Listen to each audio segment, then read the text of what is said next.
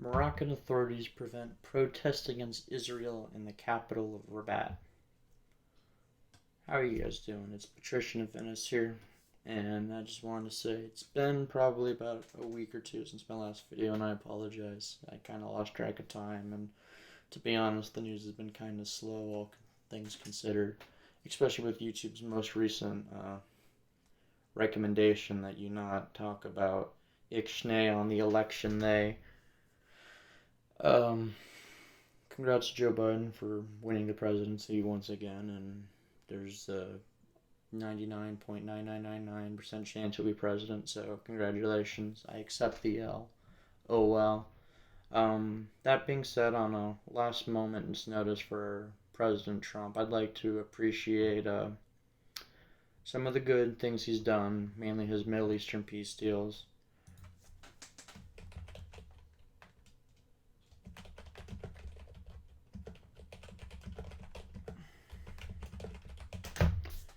Actually, I wanted to pull up a list ahead of time.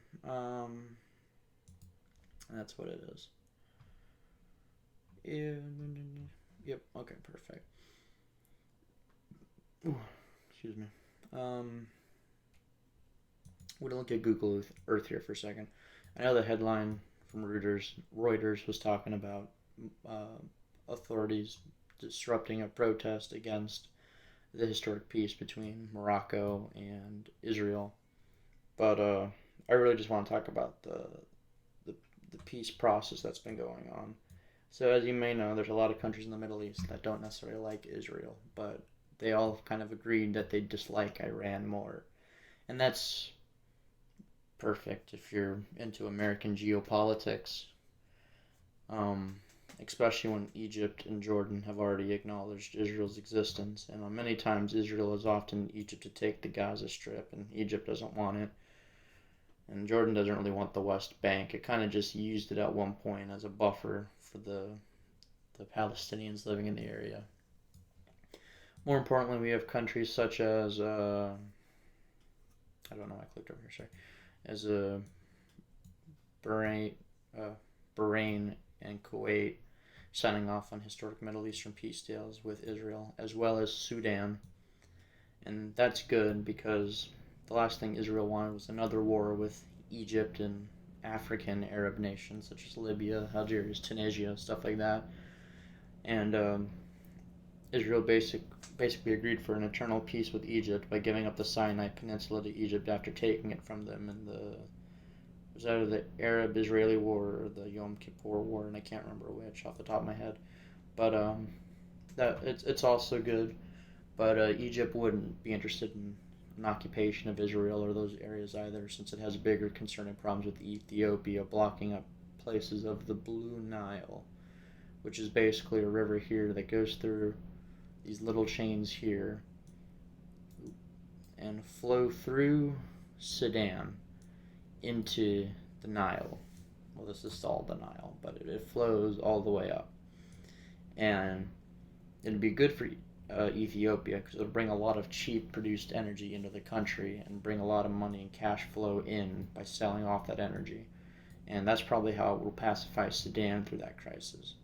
However, even by good estimates, the water supply, if it only even cuts 2 to 3% of the water through Egypt, which it wouldn't, it'd probably cut up towards to 20-30%. It would massively hurt the uh, output of crops and farming land in Egypt, and that's really all Egypt has going for it, aside from the oil and the Sinai Peninsula. Um, anyway, sorry, I got on a little tangent there, but the fact that we're having these historic peace deals for Israel, just to mainly be able to have your whole back, not have to worry about a Mediterranean problem aside from you, Turkey, really allows all these nations to focus on the big bad guy, Iran. And it would be extraordinarily unfortunate should we go back to a time where Iran has a say in the region.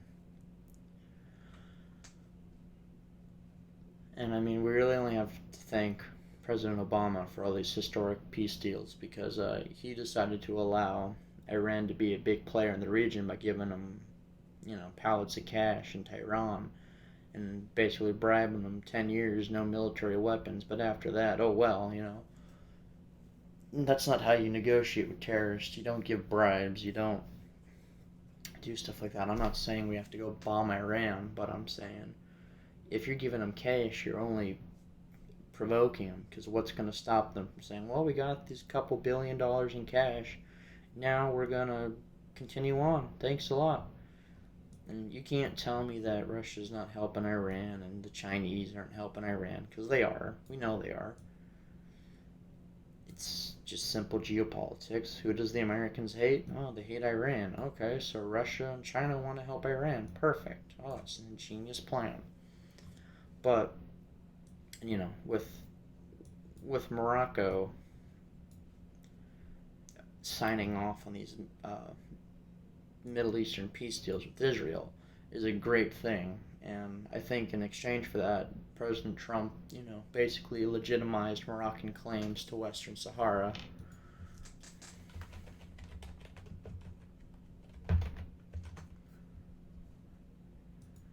There's a map actually I wanted to look at, and I don't want that map. Alright, we're gonna look at pictures instead. Yeah, there it is. So this yellow line here is the occupation line that Morocco claimed has control of into Western Sahara, and it used to be Western Sahara was claimed by Mauritania, the Sahrawi Democratic Arab Republic of Western Sahara, and Morocco. And with Morocco signing off on a peace deal, President Trump of the United States changed its foreign policy to, sure, Morocco, it's all yours. And that's fine. The Sahrawi Democratic Fronts will run in Algeria anyway, and Tindouf. But these Middle Eastern peace deals are a big deal, and some people told me, it's not that big of a deal. They were going to normalize relationships when the United Arab Emirates did it. And I said, yeah, I understand, but they needed a reason to, and the fact that they all decided to back against Iran is a really good way, especially with the Straits of Hormuz being blocked by Iran with the island of Qasem. Yeah, Qasem, my bad. Qasem blocking the Straits of Hormuz, blocking one vital path in the Middle East and Africa into Eurasia. Meanwhile, Iranian-backed Shia militias in Yemen are threatening to block off the Gulf of Aden and trying to block the Straits of Djibouti. By blocking access to the Red Sea, which is a no-go, depending on who you ask. And we all pretty much agree if the world's oil stops going through the Red Sea, we're all going to have a big problem, especially how a lot of trade comes through the Sinai Peninsula, because all Yemen would have to do upon falling to a Shia insurrection backed by the Iranians is close the port, and then a lot of oil has to make a lot of land distance, which would be an incredibly hard and disastrous task excuse me, to deal with. Even the Chinese understand that the Belt and Road Initiative, which is what they're doing, which is building a lot of excuse my pop-up. Even a lot of China understands the Belt and Road Initiative, which is their plan to build through the Tibetan Plateau and go through Kyrgyzstan, Tajikistan, Pakistan, Turkmen, all the stands, through Iran and Kazakhstan and Russia probably, into Europe, trying to cut off American influence and Europe influence through the sea, through the fleet and being model. But with everyone basically agreeing that Iran's the big baddie in this argument, I think the world needs a bad guy, and whether you think that's Iran or Russia, or even if you think it's the United States, that's fine, but something has to be there to unify the world, and there's always going to be a bad guy, and I think Iran's a pretty good contender, if not Saudi Arabia, but I think this is the big baddie, but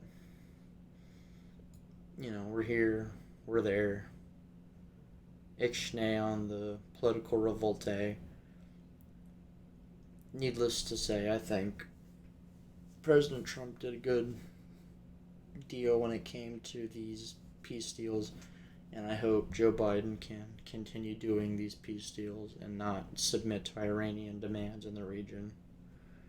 So, until then, peace, au revoir, enjoy the holidays, and I'll probably be back with one more video before the end of the year, and that'd be ideal because I need to get on the horse when doing this stuff more.